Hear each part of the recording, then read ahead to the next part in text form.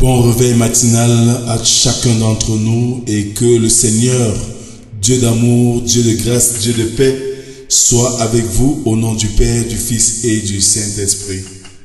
En ce matin, nous allons adorer le Seigneur avec le psaume numéro 73. Adorons notre Dieu.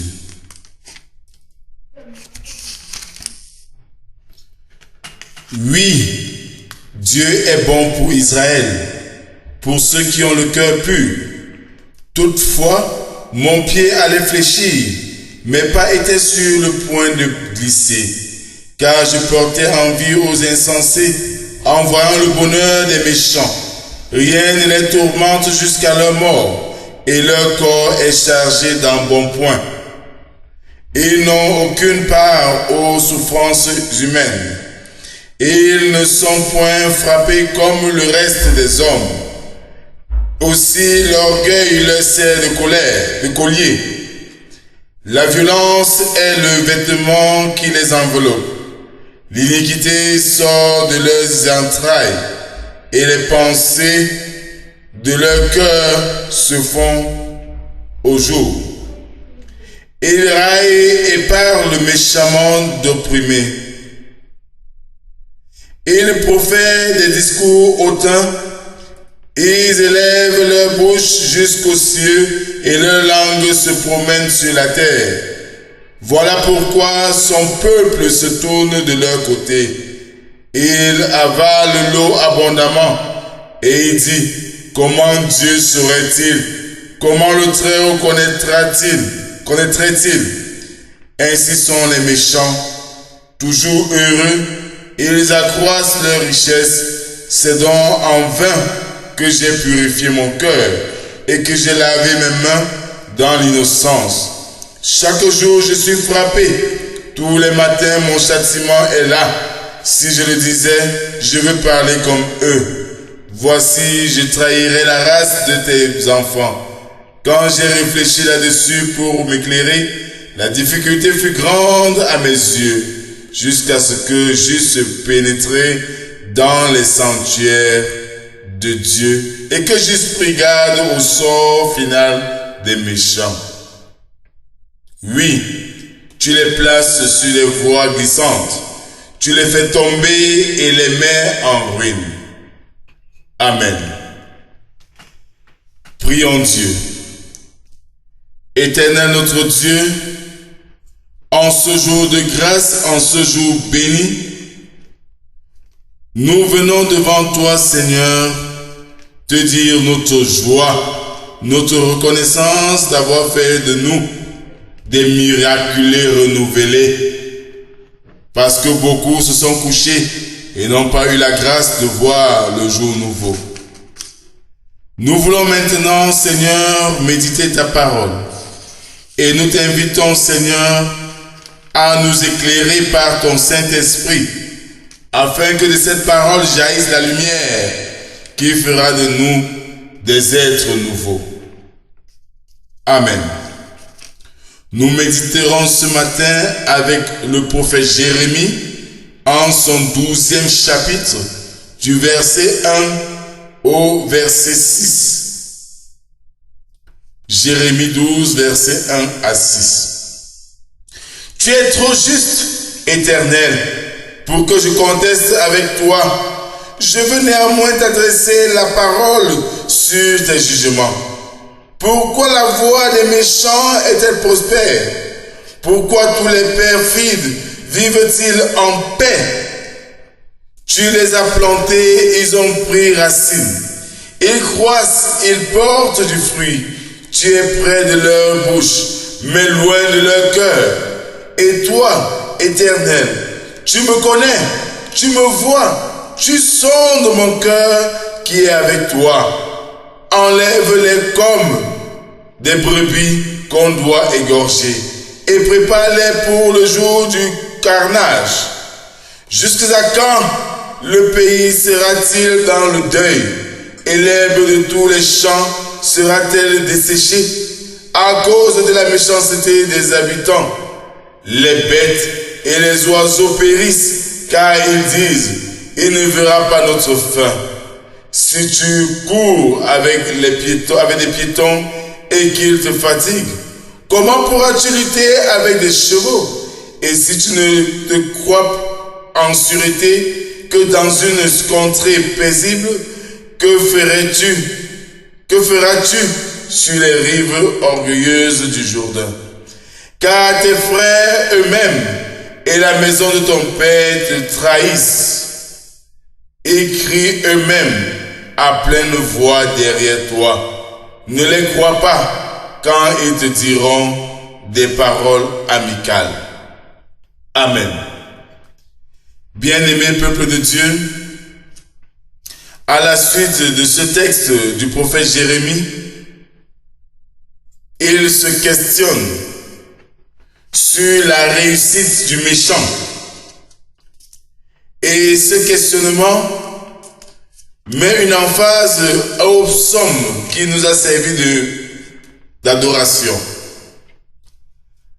En réalité, le monde d'aujourd'hui paraît injuste parce que le méchant prospère, parce que ce sont les méchants qui ont la réussite.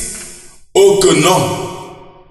C'est parce que le regard de l'humanité est limité. Nous ne nous contentons que de ce qui est visuel, de ce qui est présent, de ce qui tape à l'œil. Mais en réalité, si le méchant n'est pas frappé, n'est pas jugé, c'est parce que le Seigneur, dans son amour et sa grâce, lui donne encore la possibilité de se ressaisir, de prendre conscience.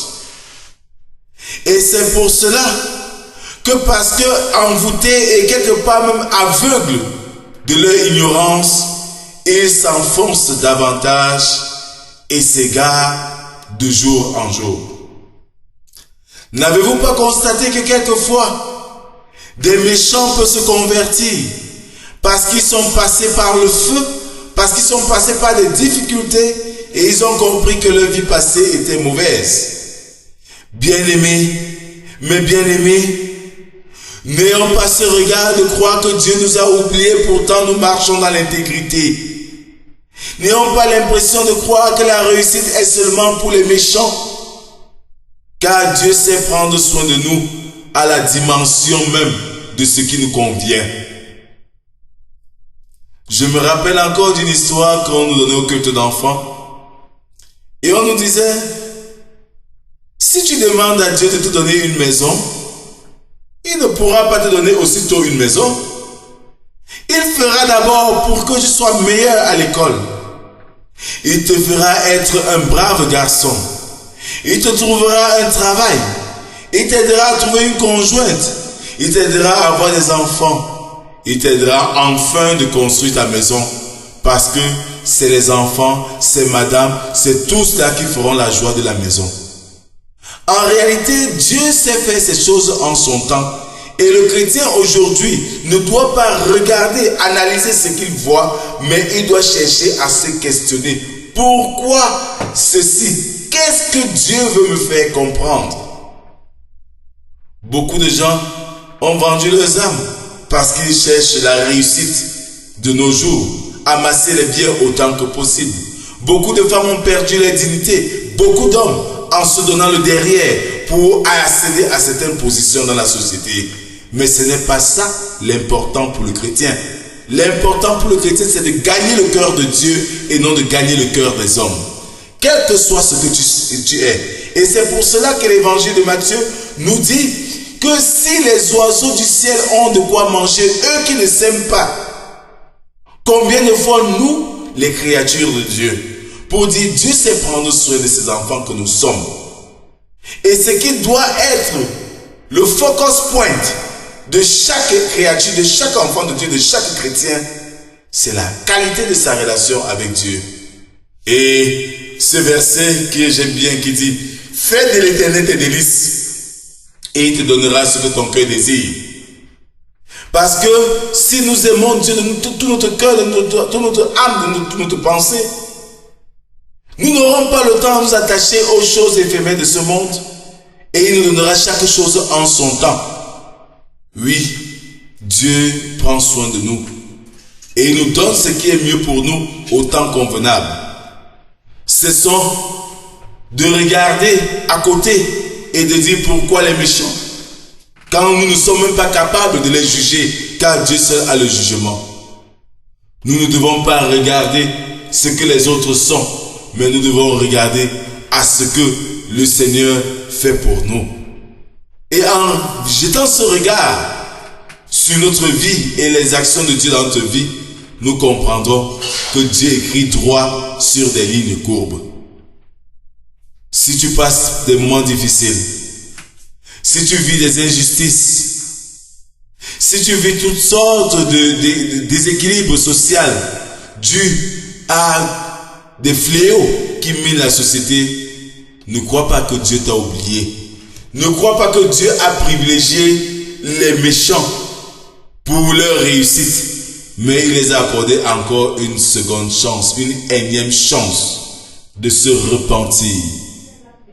Et pour toi, quand tu vis, si tu vis, ce n'est pas toi qui vis, mais c'est Dieu qui vit en toi. Fais juste ce qu'il attend de toi et il fera sa part. Que le Seigneur bénisse en nous ce moment de méditation. Amen. Prions les uns pour les autres.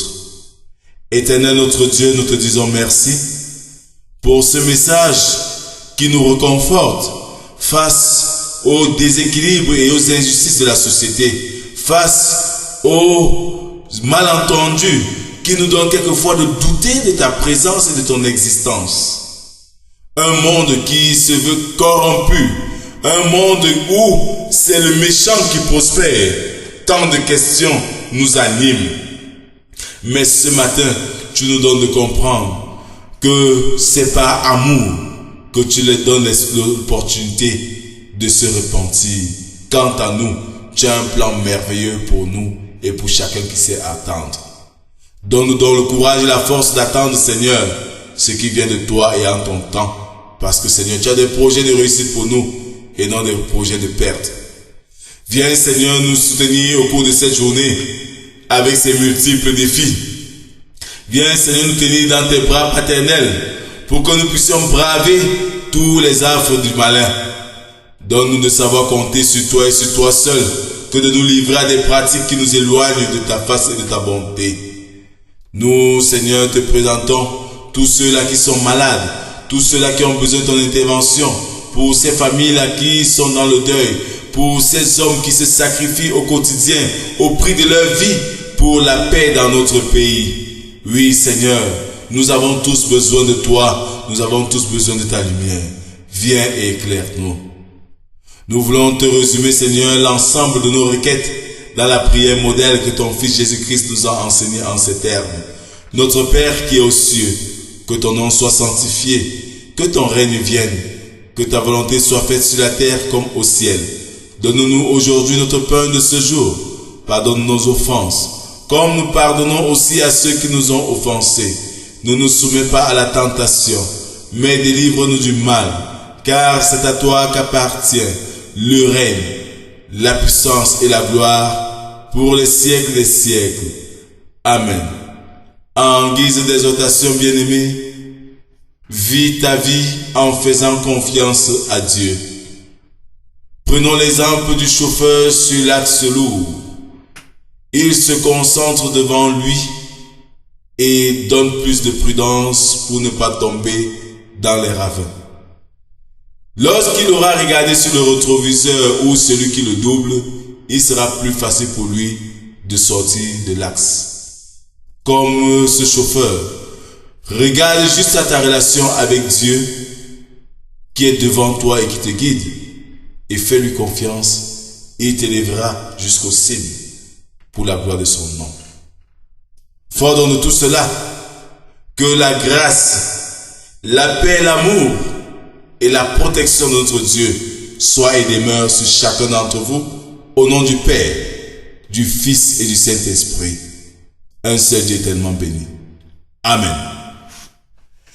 Pour vous servir ce matin, je suis le pasteur proposant avec délégation pastorale Rodrigue de Cage, en service à l'église évangélique du Cameroun, paroisse de Banza, dans le groupement Balevin, district ecclésiastique de Nkoni, région synodale de la Menoie, église évangélique du Cameroun. Shalom.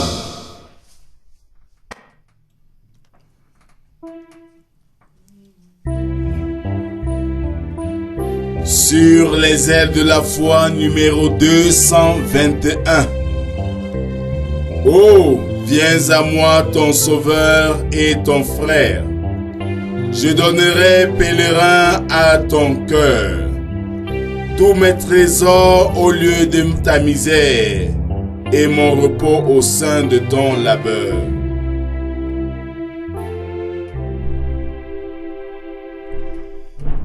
Oh, viens à moi, ton sauveur et ton frère, je donnerai pèlerin à ton cœur tous mes trésors au lieu de ta misère et mon repos au sein de ton labeur. Oh, viens à moi, oh, viens à moi, oh, viens à moi, mon repos est pour toi, mon repos est pour toi, mon repos est pour toi,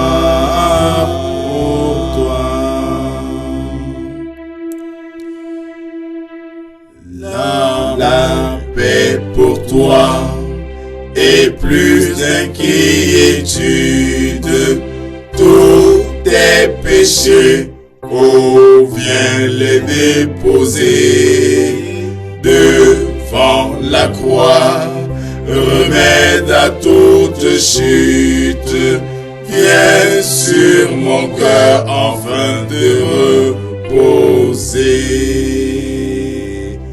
Oh, viens à moi, oh, viens à moi, oh, viens à moi, ma paix elle est pour toi, ma paix elle est pour toi, ma paix elle est pour toi,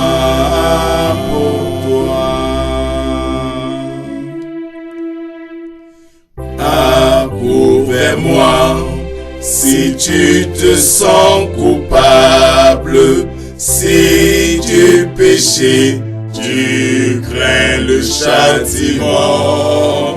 Ne sais-tu pas, vérité redoutable, qu'après la mort suivra le jugement.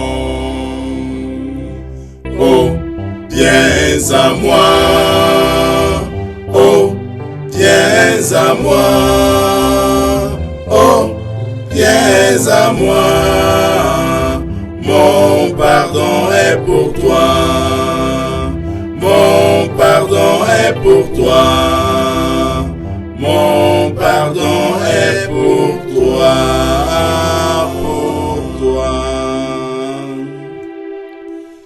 Elle est pour toi, ma joie impérissable. Il est pour toi, mon merveilleux amour.